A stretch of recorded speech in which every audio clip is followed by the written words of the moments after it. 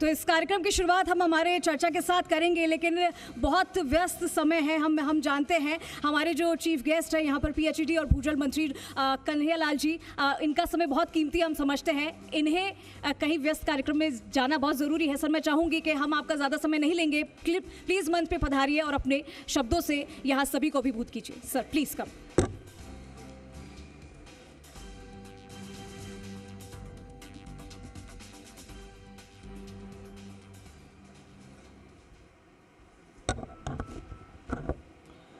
भारत माता की।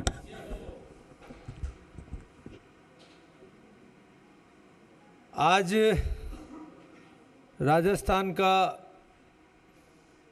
Best channel जी राजस्थान, जो हमेशा राजस्थान के अवाम की आवाज़, राजस्थान के विकास के लिए, राजस्थान के डेवलपमेंट के लिए जो हमेशा अपनी आवाज़ उठाते रहते हैं, ऐसे चैनल का आज टोंक की धरती पे आप सबका इस कार्यक्रम करने में, इसके डायरेक्टर जो चैनल हेड हमारे राजस्थान के मनीष जी शर्मा, इनकी पूरी टीम का मैं यहाँ पे सबसे पहले इनका बहुत बहुत स्वागत करता हूँ, अभिनंदन करता हूँ कि आपने यहाँ पे हमारे यहाँ के लोगों की आवाज़ जन जन तक पहुँचाने के लिए ये कार्यक्रम का आयोजन किया। आज इस कार्यक्रम में हमारे साथी राजेंद्र जी, हमारे पार्टी के अध्यक्ष चंद्रवीर सिंह जी, और विशेषकर इस ज़िले के जो प्रशासनिक अधिकारी के रूप में काम देख रही हमारी कलेक्टर कल्पना जी, हमारे पुलिस का जो कानून व्यवस्था का वास्तव में काफ़ी अच्छा रिजल्ट दे रहे हैं युवा आईपीएस राजेश जी, हमारे शिक्षा के लिए गोवर्धन जी, हमारे शिवजी राम जी, और सारे लक्ष्मीबाई महाविद्यालय के डायरेक्टर साहब, और सभी यहाँ पे टोंक ज़िले के सम्मानित बंधु।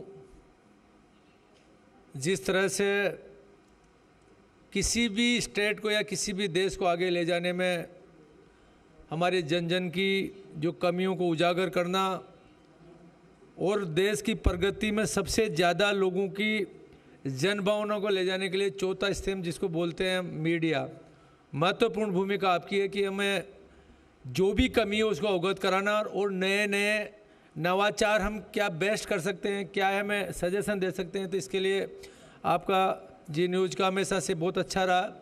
मैं तो आप सबसे यही कहना चाहूँगा कि जिस तरह से आज इस प्रोग्राम का मुख्य उद्देश्य किस तरह से डेवलपमेंट हम कर रहे हैं, आने वाला भविष्य हमारा भारत का क्या है, हमारा राजस्थान का क्या है, हमारे टोंक ज़िले का क्या है, ये सारी चीज़ें जब से 2014 में जब से देश की बागडोर ऐसे व्यक्ति ने देखी है कि आज विश्व के अंदर हम चौथी ताकत बन के उभरे हैं। जहाँ जिस दिन हमारा देश 2014 में जब नेतृत्व मोदी जी ने संभाला, तब हम विश्व में 11वें स्थान पे थे। चाहे हम इंफ्रास्ट्रक्चर पे ले लो, चाहे हमारे एग्रीकल्चर में ले लो, चाहे हमारे रक्षा क्षेत्र जो एक महत्वपूर्ण है, जो आज पूरे विश्व में जिसके पास जो ताकत पावर की है, वही जहाँ चाहे वहाँ दादागिरी चला रही है। सब आप लोगों ने देखा भी है। उस सेक्टर के अंदर भी आज कहीं ना कहीं हम विश्व के अंदर चौथी ताकत बन के निकले हैं।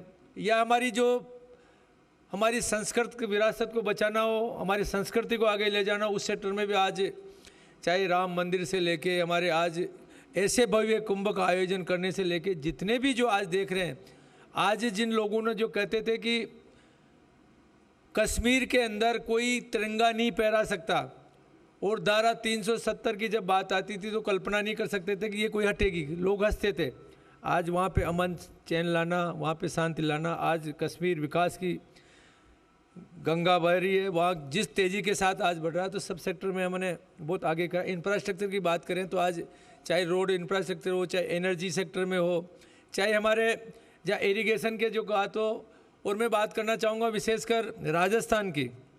राजस्थान को हमेशा मरु प्रदेश जाना जाता था, और अगर विश्व के साथ साथ हम अगर भारत की हम बात करें तो पानी की उपलब्धता और क्षेत्र के हिसाब से यहाँ सिर्फ 1% पानी है, जबकि एवरेज 9% पानी उपलब्ध है पूरे, अगर भारत की बात करें तो। बाकी राजस्थान के अंदर क्षेत्र के हिसाब से सिर्फ 1% पानी है।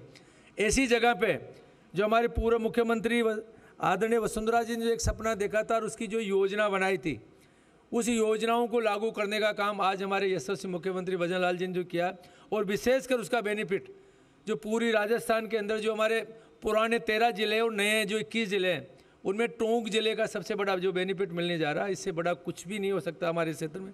क्योंकि हमारा जो सेक्टर है, अगर हमारे यहाँ एग्रीकल्चर ग्रोथ करे तो हमारे इंडस्ट्री से ज़्यादा ग्रोथ इस जिले की एग्रीकल्चर सेक्टर हमारा सबसे बड़ा। एग्रीकल्चर के लिए पानी की सबसे बड़ी ज़रूरत होती है।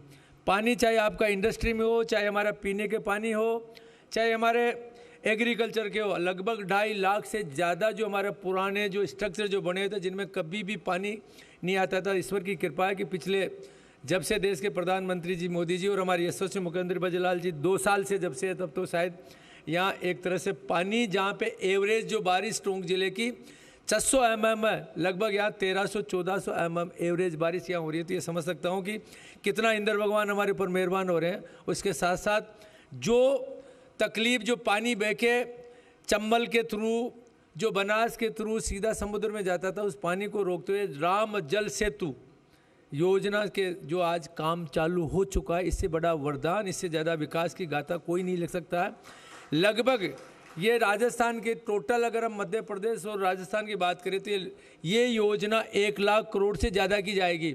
अकेले राजस्थान में 60,000 करोड़ की योजना है, जिसमें आज मैं आपको बताना चाहता हूं कि लगभग हमने 24,000 करोड़ के काम चालू कर चुके हैं, वर्क ऑर्डर दे दिए, और बाकी है उनके आने वाले साल भर के अंदर करेंगे। ऐसी बहुत सी चीज़ें हैं। आज मैं कहना चाहता हूं कि आज हमारा टोंक काफ़ी आगे बढ़ रहा है। पूरा ज़िले के अंदर इंफ्रास्ट्रक्चर में, चाहे मेडिकल हो, जो एक सबसे बड़ा फैसिलिटी होती है कि चिकित्सा सबको मिले, उसको पूरी बिजली मिले, पेयजल के लिए पूरा मिले, हमारे रोड सेक्टर ले ले। आज इस ज़िले के अंदर लगभग 1,000 करोड़ से ज़्यादा ग्रामीण रोडों के काम चल रहे हैं। ये एक बहुत बड़ा उपलब्धि है जो हमारी सरकार यहाँ करने जा रही है। ऐसे बहुत सी चीज़ें, अगर मैं आपको अगर इसकी पूरी गाथा लिखे तो मेरे को 1 घंटा चाहिए। इतना काम इन आने वाले इन 2 सालों में हमारी सरकार ने करके दिया है। और मैं अगर बजट की बात करूँ, अगर पिछले 5 साल की मैं तुलना करूँ, वैसे ये मंच कोई राजनीतिक मंच नहीं है, बाकी कहीं ना कहीं विकास की अगर हम बात करेंगे तो उसको नहीं कहेंगे तो जनता को पता भी नहीं लगेगा। जो 5 सालों के जो पिछली सरकार ने जितना बजट दिया, हमारी सरकार ने इन 2 सालों में दिया। और बजट देना इम्पोर्टेंट नहीं है, बजट को लागू कराना, धरातल पे उतारना।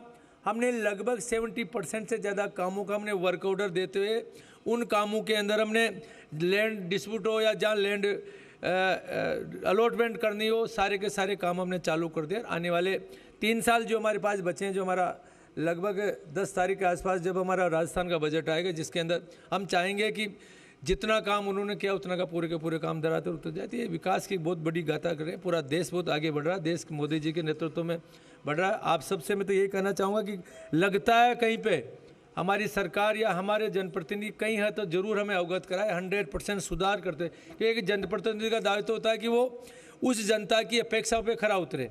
इस लोकतंत्र के अंदर जनता मालिक है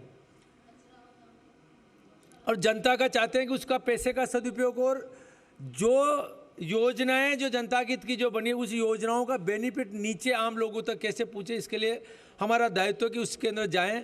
हो सकता है कि लंबा क्षेत्र होने की वजह से कई लोगों को उसका पता नहीं लगता है, आम जनता हमारे पास पूछ नहीं पाती है। बाकी वो कहीं ना कहीं आपके माध्यम से वो समाचार हमारे पास आते हैं, तो उसको सॉल्यूशन करने के लिए, उस विकास को पता करने के लिए ये हमारा दायित्व कि आपकी जो चीज़ है इसके ऊपर हम खरा उतरें। हमारा प्रशासन के जो भी अधिकारी वो सारे उस पर खरे उतरे। ये हम 100% उस पर हमारे डबल इंजन की सरकार और हमारे यशस्वी मुख्यमंत्री भजन लाल जी का कि बगैर भ्रष्टाचार मुक्त हुए किस तरह से कर। आज भी हमारा कैंप है कि हम ग्रामीण उत्थान शिविर जो लगा रहे हैं, जिसके अंदर हमारे 3 ग्राम पंचायत, जिसके अंदर हमारे लगभग 10 से 12 विभागों के काम मौके पे बैठ के किस तरह से जो हम गर्मी में शिविर लगाते हैं उनमें कोई कमी नहीं रहेगी, उसका निवारण कैसे हो, इसके लिए आज कर रहे हैं। आज मेगा पीटीएम का भी है।